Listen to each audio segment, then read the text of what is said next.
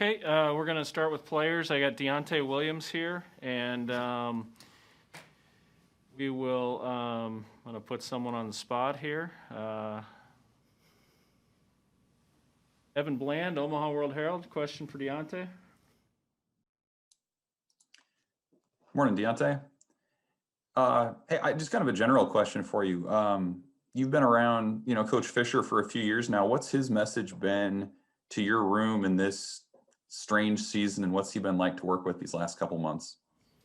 The last couple months, he's just been pushing us to work on our craft and keep working on details and stuff like that, like feet technique and all that, and keep playing a solid or a great game as we is as a DB unit, and keep the young guys still on the same page as the older guys.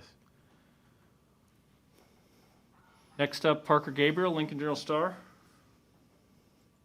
Hey, Deontai, two questions for you. First one is, what have you thought of the way Markel's played this year, and maybe in particular last weekend against Iowa? And then also, what kind of challenge do you have this weekend with Purdue, given their receivers and their skill position talent? Markel is playing great this year. You could tell that he learned from this year, that he improved in a lot and everything. And Purdue, they're gonna try to do a lot of concepts, but they could do a lot of concepts in different types of formations and different types of ways, just basically try to trick us in some of the ways on defense, but do the same thing though as well, and that's how they succeed in their offense. So. Sean Callahan, Husker Online. Yeah, I'm just curious. You guys got 2 scheduled games left here in December.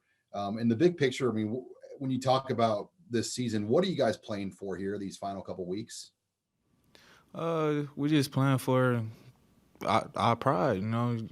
You put in all this work all season, and there's no need to hang your head down because the season ain't going as the way we want it to go. But also just to finish the couple games as strong as possible as we can, and try to win the rest of the way. You don't play to lose, so you always gonna play and give it your all every game, no matter what the scoreboard is.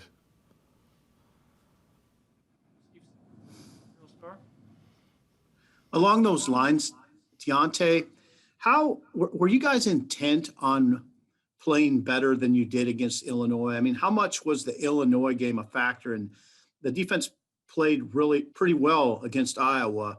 Was that Illinois game on your mind last week? Yeah, that Illinois game, it was just a bad atmosphere all around. Starting from that day of the game, like waking up, people wasn't ready, stuff like that. We didn't have no juice. It just felt bad. It just felt like we weren't ready to play that typical day. And plus we had all black on just to represent the black shirt, and that's like a disgrace how we played out there against Illinois.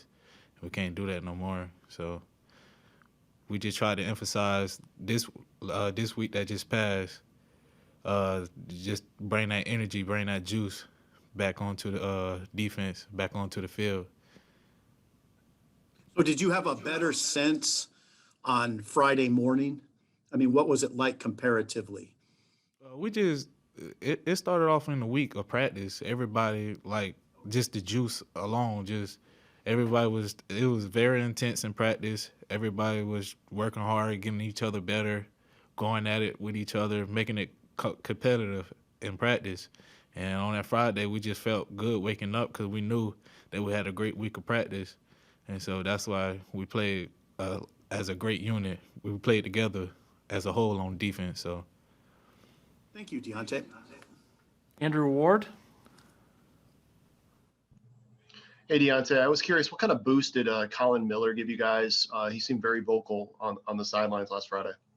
Yeah, Colin always was the vocal guy on the field, and he was showing it when he was hurt off the field. So he always been that guy that get us up when we down, that guy that always motivate us to do better, and that guy that always push us push us because he know our tangible. He know that we could be a great defense as a whole. So he was that guy that just brought the juice into the whole defense. So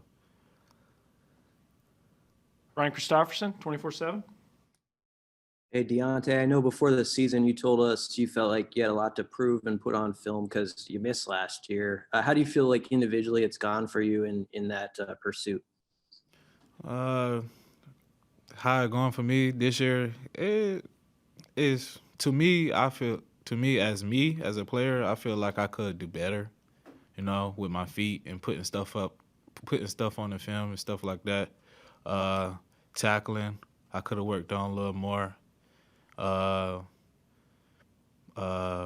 Covering, I could have worked on a little more. It's just stuff that I could fix, things that I could fix for myself just watching and learning. And then this whole year just been a learning experience for me from coming back from a year ago from my injury. So other than that,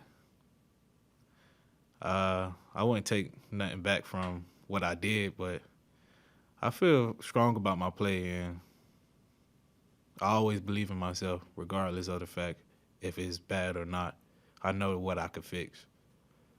Obviously, you guys have games left, so you want to focus on that, but we're heading into December where people are going to have to start making decisions. Do seniors talk about what they're going to do next year yet, or is that still a little ways down the road? I think that's still a little ways down the road. I think the seniors ain't really thinking about what's next on their next chapter of life. But I think we just trying to just go out there every day, take every day for advantage and practice, games, all that. Just try to cherish this moment as a whole. Yeah, thank you, Deontay. One or two more quick ones for Deontay. Mitch Sherman, The Athletic. Hey, Deontay, I want to ask you this as an older guy who's been in the program for 2 or 3 years. Coach Frost has mentioned in these interviews a few times, has talked about his time as a player at Nebraska in terms of player accountability and, what he wants to see from this group. I know that you guys have heard from former players who've come in to talk to you guys in previous seasons. Do you still hear that message from Coach? And in what ways does that conversation resonate with the players in the program today? You gotta say that again. You kind of lost When me you- on that one. Does you hear from Coach Frost talking about his time as a player and what it meant to play for Nebraska, the player accountability? Does he talk to you guys about that like he talks to us about it? And does that resonate with you? Yeah, that resonate with all of us, because they set a platform for us. Set a platform for us to play as hard as we can. Back then they got 5 national championships, and you see that every day when you walk into the building. And so you have a set standard that you have to set to play when you're wearing this uniform, and you have a set standard when you have that black shirt on your back as well. So yeah, it's supposed to resonate with you because that's the school that you chose to play for. You chose to play for a tough-nosed school like this, or a great program like this, a great fan base like this, that believe in their players, and the state believe in their players. So it's always going to resonate with you throughout your time here. So Thank you. Last one for Deontay. Andy Kendi, KETV. Hey, Deontay, what kind of challenge is it to try to keep number 3, David Bell, and number 4, Rondale Moore, in check? Is this the best tandem that you'll see? Well, we already had a challenge in the first game against Olave and Garrett Wilson. So they just another good set of wide receivers that we still got to line up and play them. So as a challenge, yeah, they're going to be a challenge, but I believe in the whole defensive unit. I believe in the whole defensive back unit to do what we got to do to get the job done. And so a challenge that we would accept. We came back down from some great wide receivers like that. You just gotta go to battle with them all the way through. So. Thank you, Deontai. All right, thank you, Deontay. We'll have Cam Taylor-Britt next.